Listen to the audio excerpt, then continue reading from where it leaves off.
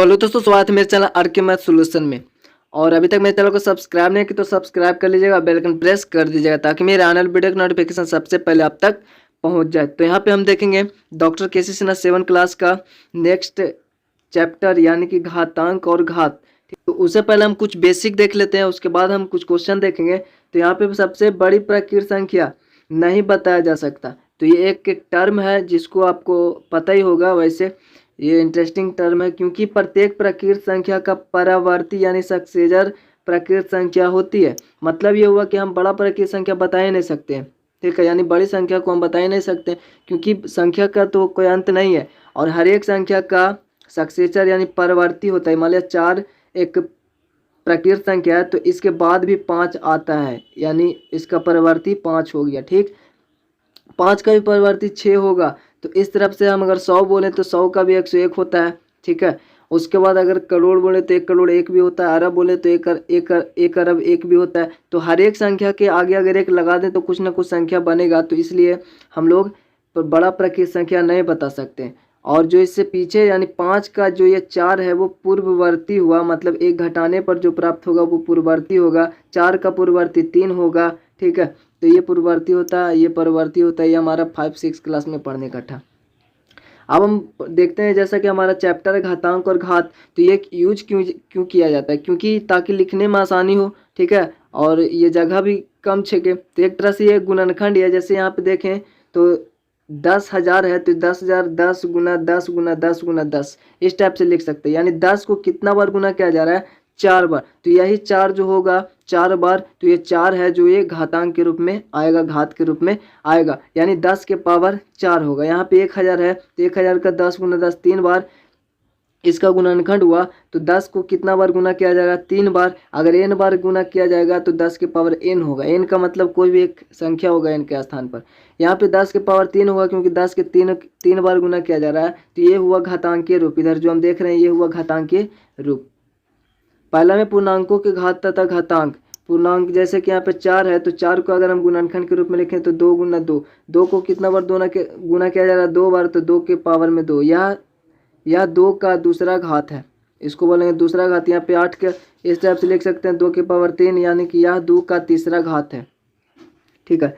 और यहाँ पे 32 को लिख सकते हैं 2 के पावर 5, क्योंकि 2 गुना 2 5 बार आएगा। यहाँ पे लिखेंगे 2, यहाँ 2 का 5वां घात है। छोर आता तो 6वां घात होता है। जैसे कि यहाँ पे a गुना a, ये n बार अगर गुना हो रहा है तो a के पावर n होगा, ठीक है, क्योंकि n बार गुना हो रहा है तो a के पावर a कोई संख्या होगा, n कोई संख्या होगा। तो यहाँ पे a जो है हमारा बेस हुआ, a को हम लोग बेस बोलेंगे यानी आधार बोलेंगे, और n को घात या फिर घातांक बोलेंगे। जैसे 8 का था 2 के पावर 3, तो यहाँ पे 2 हो गया बेस यानी आधार और 3 हो गया घात यानी घातांक। तो यहाँ पे हम लोग तीसरा नंबर क्वेश्चन देखेंगे, मान ज्ञात करना है तीसरा नंबर में।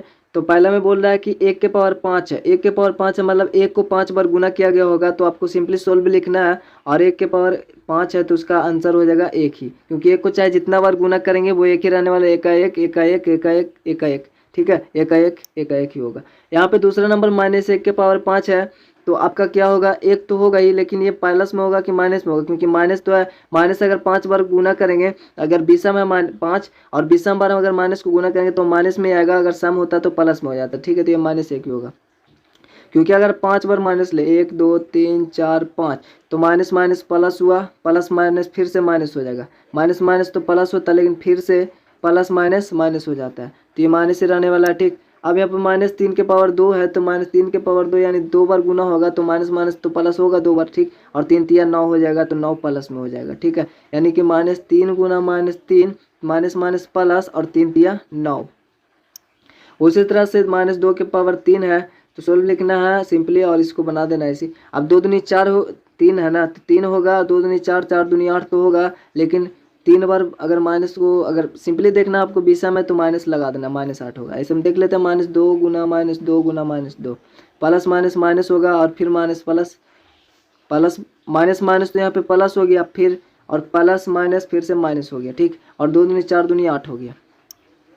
अब यहाँ पे हम लोग 5वां नंबर क्वेश्चन देखेंगे। 3 के पावर 3 है और यानी 2 के पावर 5। अब इसमें टोटली वो गुना करना होगा, तो यहाँ पे सोल्व लिखना है और 3 के पावर 3, 3 3 9 9 27 होता है। गुना में 2 के पावर 5 तो 2 दूनी 4 दूनी 8 दूनी 16 दूनी 32 होता है। अब इसको गुना करेंगे, जो आएगा तो हम लोग गुना इसको करेंगे 27 और 32 में, तो 7 दूनी 14 का 4 बाकी हाथ में 1, 2 दूनी 4 7 21 21 4 25 1 बाकी 26 बाकी हाथ में 2 और 3 दूनी 6 और 6 2 8, 864 आएगा इसको अगर हम गुना करेंगे तो। ठीक है, ये हम अपना तरीका से गुना किए हैं। ठीक है, तो ये 864 आया है, मतलब गुना कीजिएगा तो इतना ही आएगा, 864 आएगा। तो इस तरह से आपको सोल्व करना है, इसका आंसर 864 हो जाएगा। अब यहाँ पे देख लेते हैं 6 नंबर क्वेश्चन जैसे कि बनाया हुआ है। तो यहाँ पे 2 के पावर 2 है, 5 के पावर 3 है। ठीक है, 2 के पावर 4 हो गया, 5 के पावर 3 तो 125 होता है। 125 गुना 4 500 सिंपली इसका आंसर होगा। ठीक है, तो -1 के पावर 2 है यहाँ पे और -10 के पावर 2 है। 2 है पावर, अगर सम है तो माइनस माइनस तो प्लस ही हो जाएगा। ठीक है, 1 का 1 ही रहने वाला है, 10 को 100 हो जाएगा लेकिन प्लस में होगा। 100 गुना 1 तो 100 ही रहने वाला, 100 आंसर होगा। फिर यहाँ पे 7वां था और ये 8वां है, -2 के पावर 5। अब भागा है यहाँ पे -2 के पावर 2, -2 के पावर 5 यानी 2 दूनी 4 दूनी 8 दूनी 16 दूनी 32 तो होता है, लेकिन 5 बार गुना होगा माइनस तो माइनस में आएगा। बता चुके हैं कि ये भी सम है तो माइनस में आएगा। यहाँ पे भागा है 2 दूनी 4 होगा, लेकिन सम है इसलिए प्लस में आ गया। अब इसको गुना में अगर एक्सचेंज करेंगे तो यहाँ पे गुना में एक्सचेंज किया, यहाँ पे कुछ नहीं तो 1 है और यही 1 ऊपर चल जाएगा, यानी ये 1 ऊपर आ गया, बटा में 4 आ गया। अब 4 8 32 हुआ।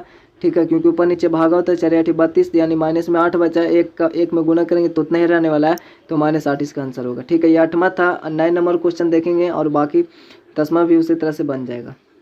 इसका 9 नंबर -3 के पावर 2 है, भागा -3 के पावर 2 ही है।